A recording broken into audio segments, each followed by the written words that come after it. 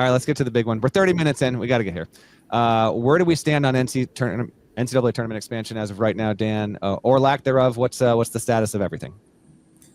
No new information. Nothing that's imminent or even anticipated to happen here in the short term. The committees are continuing their ongoing analysis of whether or not to expand the championships, and if so, how to go about doing that.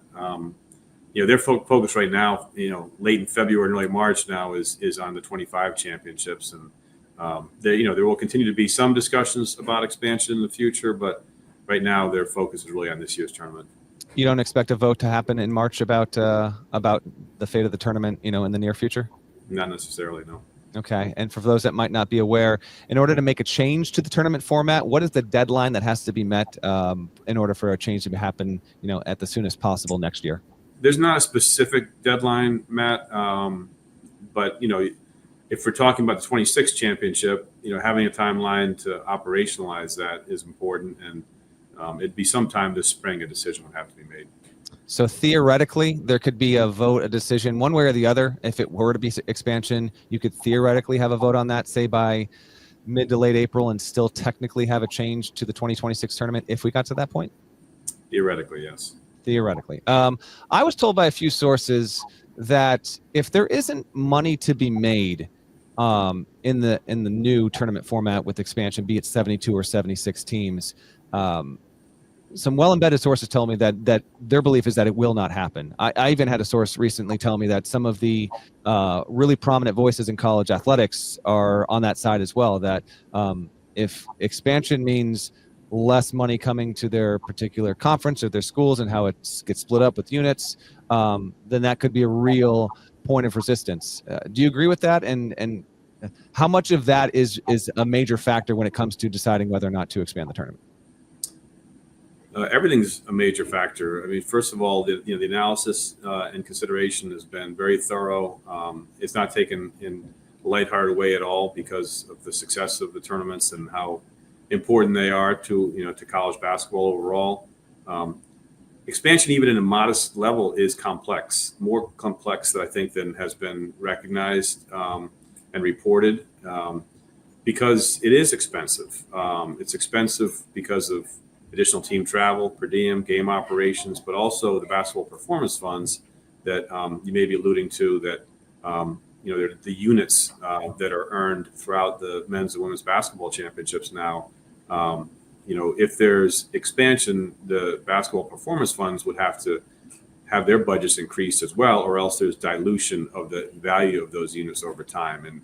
And that is a very real factor in this consideration, is the finances around that. When you say that's a very real factor, do you feel like that might be the biggest factor, the point of contention, the discussion point that's existed in that committee room and in NCAA hallways over the past 6, 12, 18 months, Dan?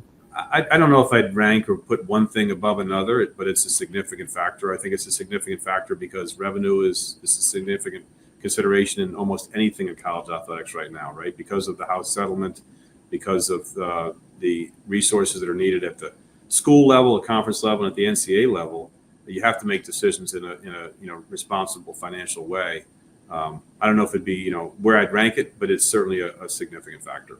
Where do you land on this argument that because in 1985, when the tournament expanded to 64 teams at that point, there were only so many schools at that point. There were fewer than 300. And so the Division I has expanded, and so the tournament is due to expand with it. Do you find that to be an argument that carries weight factually, statistically, or is this perhaps a talking point on behalf of those just looking to find a reason to bloat the tournament? Well, look, it's factual, right? It was way fewer than 300. I want to say it was like, the mid 200s was the number of Division I schools back when the tournament expanded 40 years ago, from over a 5-year time period, from 32 to 64 teams. So it's been a very, very long time since there's significant large-scale expansion. We know that it expanded from 64 to 65 and 68 over the last, decade or so. But you have to go 40 years to look at massive expansion. I'm compelled maybe slightly, but I think I'm more compelled, if at all, that the highest level of college basketball has gotten much more compressed, and that's happened very recently. As a result of conference realignment, you have more conferences, fewer conferences with much larger memberships, and many of those conferences that had several successful historic programs have now kind of coalesced into four of the Autonomy 4 conferences that are now either 16 or 18 schools in size. And so I think that's as much, if not more, of a factor than the overall growth of Division I. Yeah, and it was those commissioners that decided to do that. I have the number, by the way. It was 282 in 1985. Since then, 91 teams have joined Division I. 6 of those are no longer active D1 teams. The overall win percentage is 18%, but if you actually take out the fact that some of these teams had to play each other in the first four on those Tuesdays and Wednesdays, the win percentage drops down to about 10%. So with rare exception, and there has been exception, FAU got to the Final Four. It joined Division I after 1985. Wofford was a 7th seed about 5-6 years ago. It joined a D1 after 1985. Very, very few teams that have joined Division I have actually gotten in as that largest period, and their win rate is not that high overall. I want to pin you down on this. If I leave this up to you, where do you fall right now on NCAA tournament expansion? You're a very powerful figure in the sport, well respected. For people listening, and I'm sorry, I'm going to say it right here in front, Dan Gavitt is about as well liked and well respected as a person that exists in NCAA athletics. That's just a fact of the matter. If I left this decision up to you, do you want to see the NCAA tournament expand? You have a basketball lineage. You were in the Big East. You're a former coach. You have known this game your entire life. You have lived in this tournament and outside of it. If I leave it up to you, would you keep it at 68 or would you expand the field, Dan? Matt, I haven't actually formed a final opinion myself on that. I will say that my thinking has evolved over the last 2 or 3 years around this topic. I would say that if you'd asked me that question 2 or 3 years ago, but a simple and quick answer, no, I don't think the tournament should expand. I'm still not necessarily sold on whether or not it should expand, but I think there's so much that has gone on and changed in just the last couple of years. And I think we have to look at not just now, we have to look at the future and what our current membership makeup looks like. As I mentioned just now, there are larger conferences that are really deep and have incredible resources that invest in college basketball, and yet there's no sport that has more that's deeper overall and has more parity than men's college basketball. There's great basketball played at every level in men's basketball right now. So I think it's important to keep the tournament contemporary and relevant based on what is going on in college athletics. And because there's so much that's going on and soon to be revenue sharing potentially with the House settlement, how does that all figure into what the tournament structure it looks like and who has access and how is that access provided? So those are all things that I wrestle with and that kind of keep me up at night. So I don't have a simple answer to your question. I know that's you were looking for a direct answer and I'm not giving you one. But I will say that I'm much more thoughtful about this topic than I would have been just a few years ago, because I think we really need to be future thinking about this and not just, stuck in the past where things are not going to be the same as they once were. And yet keeping the tournament successful, keeping the tournament beloved as it is, keeping what makes it special is also something that I will always protect with every ounce of my being.